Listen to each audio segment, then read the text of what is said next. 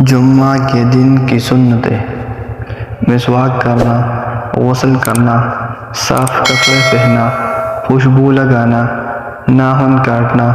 جمعہ کے لیے امام سے پہلے مسجد میں جانا، جمعہ کے لیے پیدل چل کر جانا، تحیۃ المسجد کے بعد 2 رکعت پڑھ کر بیٹھنا،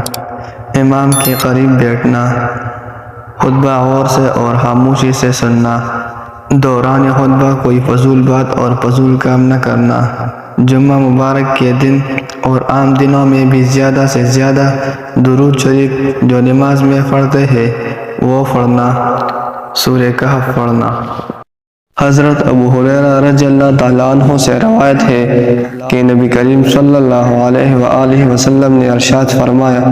جو شخص جمعہ کے روز عصر کے نماز کے بعد اٹھنے سے پہلے 80 مرتبہ یہ درود پاک پڑھے گا تو اس کے 80 سال کے گناہ معاف ہو جائیں گے اور 80 سال کی عبادت کا ثواب ملے گا۔